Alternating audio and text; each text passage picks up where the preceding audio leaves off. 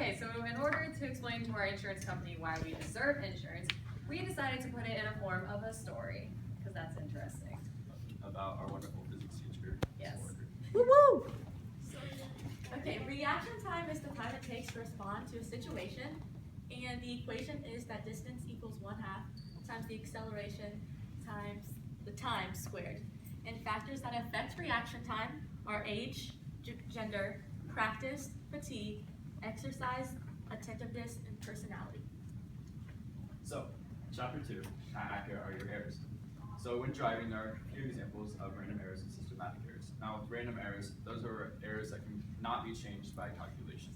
So, for example, not knowing what the speed limit when it changes. So if it changes from 35 to 50 and you're not aware that it changes, that's an example of a random error. A systematic error is an error that can be changed by a calculation or just a calculating error. So if a policeman clocks you in at a speed of 50, if you're in miles per hour and you're going 50 miles an hour, and he clocks you in kilometers per hour, 1.6 kilometers is 1 mile. So you just simply take 50 times 1.6, so he's clocking in at 80 kilometers, which is a systematic error. All right, and then chapter 3 is all about speed, and so instantaneous speed is your speed at any given moment of time, and then your velocity is your speed in any direction, and this includes the way you're going and then how fast you are going. And speed is your distance traveled within a certain time, and constant speed is the speed you are going for a certain distance. Like say the speed limit is 50, so your constant speed has to be 50, or else you're in trouble by the law. And then your reaction distance is the total distance it takes for you to react to a situation, like say a stop sign or a squirrel running through the road. And here's chapter 4. Chapter 4 is how fast Chapter 4 is how fast you accelerate. And acceleration is the change in velocity with respect to the change in time. Like say you're at a stop sign and you have to accelerate because you have to go, so you want it to speed up. And then your vector is the quantity that has both magnitude and direction. So that kind of has to that ties in with velocity. And negative acceleration is like when you're slowing down at a stop sign. And positive acceleration is like when you're speeding up from a stop sign. And then a tangent line is a straight line that touches a curve I'm going to read through that. A tangent line is a straight line that touches a curve at any one point. This is chapter 5, talks about the relationship between the following distance, braking distance, and the total stopping distance. First, as you might assume, the higher the speed you go is the more distance you need to let the car in front of you travel or be parked from. Negative acceleration is a change in velocity with respect to the time of the object by decreasing speed in the position, direction, or increasing speed in the negative direction. Braking distance is the approximate distance traveled before coming to a complete stop with the brakes applied. The formula for that is the final velocity squared equals 2 times acceleration times the distance plus the initial velocity squared. Chapter 6, should I stop or should I go? The stop zone is when vehicles in this zone can stop safely before they reach the intersection. The go zone, vehicles in this zone can safely go through the intersection when the light turns yellow. So if you are at a yellow stoplight and you are in the go zone, you can safely make it through the intersection without being hit. Or if you're in the stop zone and you still proceed to go, you are obviously going to get hit by another car. The dilemma zone is the space between the stop and the go zones.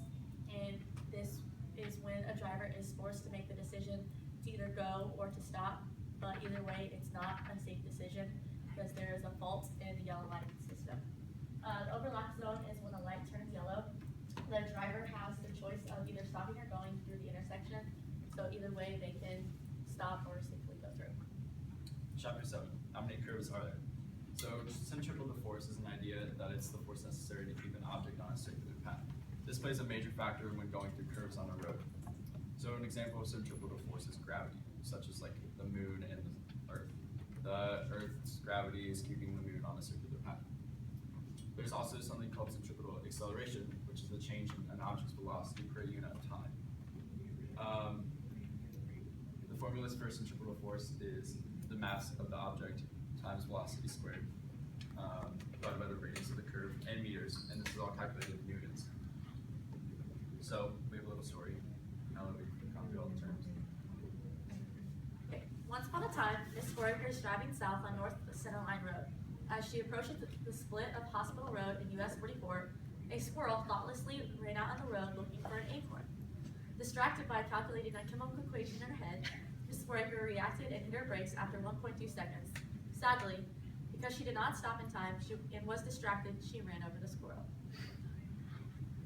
Chapter 2. She continued to drive south on US 44 after hitting the squirrel towards Trafalgar. She finally approached the coming intersection and turned left to go south on State Road 135. Still upset about hitting the squirrel, Miss Foraker began to drive frantically home. As she finally arrived at Trafalgar, she failed to realize that the speed limit was reduced from 50 miles per hour to 35 miles per hour, which was a random error. She continued at 50 miles per hour all the way through the town until she reached the intersection of State Road 135 and State Road 252, where a policeman sat waiting for unsuspecting drivers.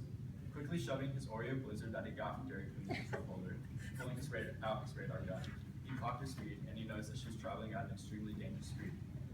What he didn't notice was that his radar gun was measured in kilometers per hour, not miles per hour. Alright. Now being pulled over by a cop, Miss Foraker was extremely upset. She continued on her journey home, driving at the precise speed limit of 50 miles per hour, meaning her constant speed was 50 miles per hour. Due to traffic by the golf course, she couldn't maintain her speed. She drove 0.8 miles in approximately 1 minute. Her average speed in that minute would be calculated by the formula V equals the change in distance divided by the change in velocity, or 0.8 miles per hour. And then chapter 4.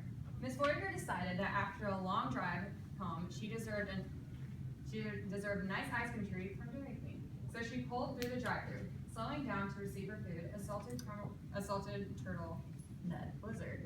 Miss Foraker came to a complete stop. Finally, after a ridiculous 15 minutes, she left without her ice cream. She drove through the fast food stop, accelerated, and then restarted her journey home. Chapter 5. As Mrs. Foraker traveled through, she noticed rush hour traffic quickly approaching. Pressing on the brakes, she began a negative acceleration towards the line of irritating traffic. Thankfully, she slowed down just in time, so she did not hit the car in front of her. After sitting in traffic for only 30 minutes, the traffic thinned, and Miss Foraker traveled on home. Not before long, an intersection approached. Because she was speeding, Miss Foraker slammed on the brakes, hoping that her braking distance would not let go of the past stop sign. Unfortunately, her braking distance is 3 meters longer than what she needed to be, and she ended up going into the intersection. But being blessed by being in the middle of the country, no cars were around to hit her, and once again, Miss Foraker made her way towards home. Miss Foraker had finally reached downtown Morgantown, only 20 minutes from her house, where she approached a stoplight when the light had turned yellow. Miss Foraker was now forced with the decision to either stop or go. The width of the intersection where the stoplight is 15 meters, and Miss Foraker is going 15 meters per second with a yellow light time of 4 seconds. So her overall goes on would be 45 meters.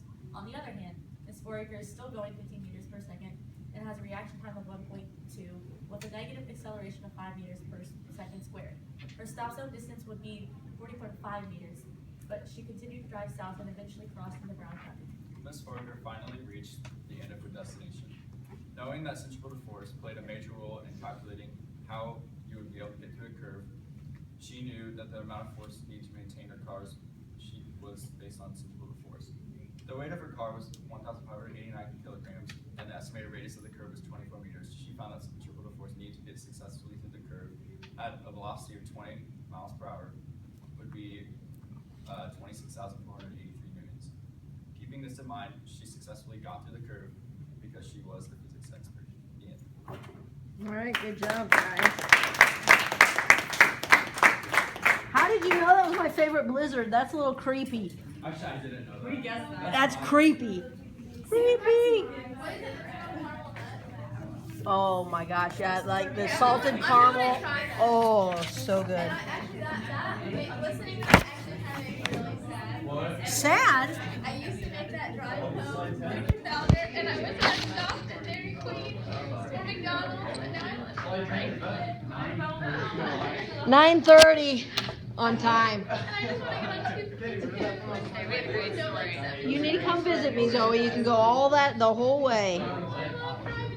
What you guys don't know, but Sam does know, is the road just before my house, the last mile of my drive, is not only hilly, but it is very curvy. So the fact that they were talking about the curves toward the end is perfect because it's a roller coaster road. Everything except for going upside down. Hopefully that doesn't happen. What type of car do you drive? I drive a Honda Odyssey. We put a picture of a Honda Odyssey on there. We saw it. Sam wanted to go to the shoot, but Yeah. We toned it down. Yeah, well, and I also have a Chevy Silverado, but usually in the summer I drive my truck, and in in summer I drive the truck, but usually during school I drive my mom van. Silverado?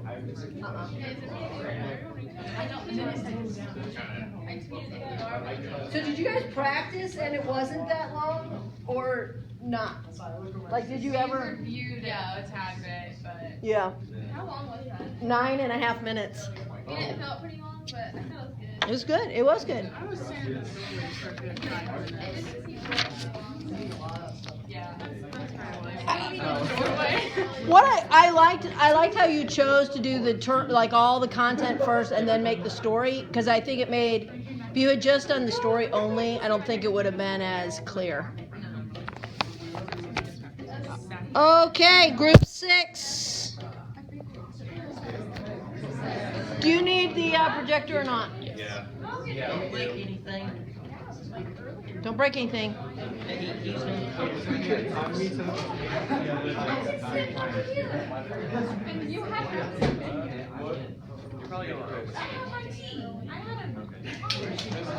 What? One more.